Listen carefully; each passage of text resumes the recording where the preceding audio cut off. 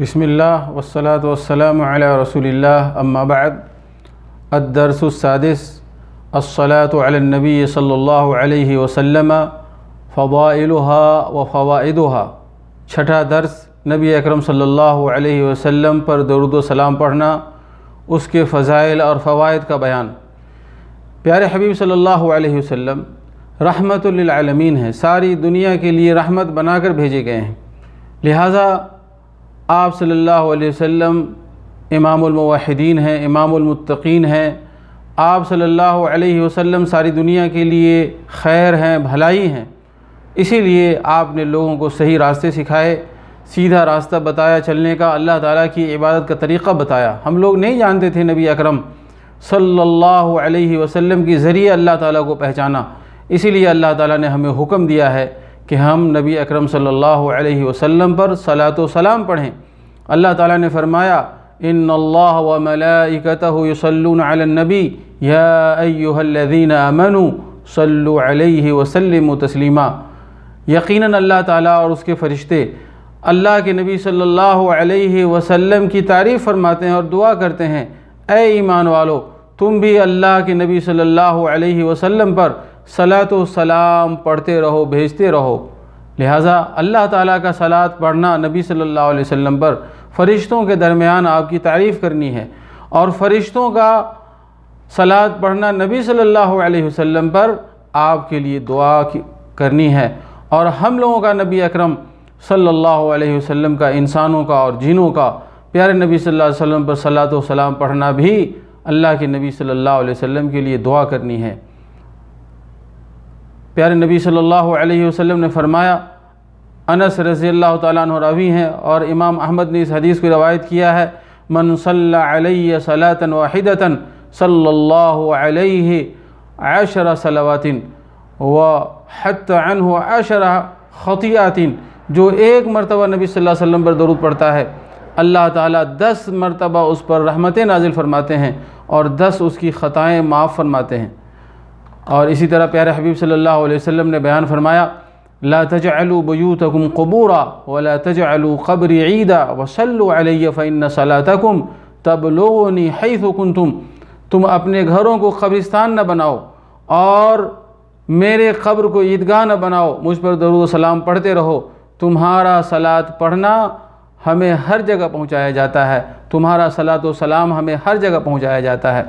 اسی طرح ابی بن کعب کہتے ہیں کہ اللہ کے نبی صلی اللہ علیہ وسلم میں آپ پر کثرت سے صلاۃ و سلام پڑھتا ہوں، تو میں جب دعا کرتا ہوں تو کیا آپ کے لیے اپنی دعا میں کتنا سلام پڑھوں، کتنا درود و سلام پڑھوں آپ پر، کیا 1/4 پڑھوں؟ پیارے نبی صلی اللہ علیہ وسلم نے فرمایا کہ اس سے بھی زیادہ کرو، تمہاری مرضی ہے۔ پھر انہوں نے کہا کہ آدھا صلاۃ و سلام پڑھوں، آدھی دعا کروں؟ آپ نے فرمایا کہ تم جو چاہو کرو، اور زیادہ صلاۃ و سلام پڑھو، تمہارے لیے بہتر ہے۔ انہوں نے کہا کہ 2/3 پڑھتا ہوں آپ پر، آپ صلی اللہ علیہ وسلم فرمایا کہ یہ بھی تمہارے لیے صحیح ہے، اس سے بھی زیادہ کر سکتے ہو۔ پھر انہوں نے کہا کہ میں ساری دعا آپ پر صلاۃ و سلام ہی پڑھتا رہوں، تو پیارے نبی صلی اللہ علیہ وسلم نے فرمایا اذن تکفی ہمک ویغفر لک ذنبک، تو تمہاری ساری بلائیں مصیبتیں ختم ہو جائیں گی اور تمہارے گناہ معاف ہو جائیں گے۔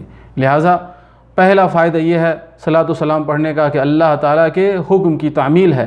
دوسرا فائدہ یہ ہے کہ اللہ تعالیٰ صلاۃ و سلام پڑھتے ہیں، ہم بھی پڑھتے ہیں، تو اللہ تعالیٰ کے ساتھ موافقت ہے۔ تیسرا فائدہ یہ ہے کہ اس سے درجات بلند ہوتے ہیں۔ چوتھا فائدہ یہ ہے کہ سائل کی دعا قبول ہوتی ہے۔ اور پانچواں فائدہ یہ ہے کہ بندوں کے غم اور فکر سب ختم ہو جائیں گے اس کو پڑھنے سے میرے بھائی۔ اور چھٹا فائدہ یہ ہے کہ پیارے نبی صلی اللہ علیہ وسلم کے بڑے احسان ہمارے اوپر ہیں، لہٰذا اس احسان کو ادا کرنے کی ہم کوشش کرتے ہیں ایسے میرے بھائی۔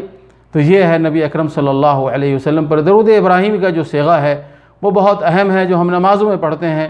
اللہم صلی علی محمد وعلی آل محمد کما صلیت علی ابراہیم وعلی آل ابراہیم انک حمید مجید، اللہم بارک علی محمد وعلی آل محمد کما بارکت علی ابراہیم وعلی آل ابراہیم انک حمید مجید۔ ہم دعا کرتے ہیں نبی صلی اللہ علیہ وسلم کے لیے کہ اللہ تعالیٰ ہمارے نبی صلی اللہ علیہ وسلم پر صلاۃ و سلام بھیج اور برکتیں نازل فرما۔ اسی طرح دوسرا صیغہ یہ ہے اللہم صلی علی محمد وازواجہ وذریتہ کما صلیت علی آل ابراہیم وبارک علی محمد وازواجہ وذریتہ کما بارکت علی آل ابراہیم انک حمید مجید۔ کن کن مقامات پر پیارے حبیب صلی اللہ علیہ وسلم پر درود و سلام پڑھنا چاہیے؟ نمبر 1 تشہد میں تمام نمازوں میں، اور نمبر 2 جنازے کی نماز میں دوسری تکبیر کہنے کے بعد، اور نمبر 3 مسجد میں داخل ہوتے وقت۔ اسی طرح جب کوئی قوم ایک جگہ اکٹھی ہو اور جمع ہو، وہاں ضرور نبی اکرم صلی اللہ علیہ وسلم پر درود و سلام پڑھنا چاہیے۔ اسی طرح جب غم اور مصیبت کا وقت ہو تو پیارے حبیب صلی اللہ علیہ وسلم پر صلاۃ و سلام پڑھنا چاہیے۔ خطبہ جب ہم شروع کریں یا درس اور بیان شروع کریں تو ہمیں نبی صلی اللہ علیہ وسلم پر صلاۃ و سلام پڑھنا چاہیے۔ دن کے شروع میں اور آخری میں اذکار پڑھتے وقت، اذان کے بعد، اور پیارے نبی صلی اللہ علیہ وسلم کا جب ذکر خیر آئے، پیارے حبیب فرماتے ہیں البخیل الذی من ذکرت عندہ فلم یصلی علیہ، وہ آدمی بخیل ہے جس کے پاس میرا ذکر ہو اور میرے اوپر صلاۃ و سلام نہ پڑھے۔ دوستو اور بزرگوں اور دینی بھائیوں، اللہ تعالیٰ سے دعا ہے کہ اللہ تعالیٰ پیارے حبیب صلی اللہ علیہ وسلم کو ہمارے لیے شافع المحشر بنائے، فاتح الجنت بنائے، اور آپ صلی اللہ علیہ وسلم کا امتی بنائے، آپ صلی اللہ علیہ وسلم پر زیادہ سے زیادہ درود سلام پڑھنے والا بنائے۔ وصلی اللہ تعالی علی نبینا محمد وعلی آلہ وصحبہ وسلم تسلیما کثیرا۔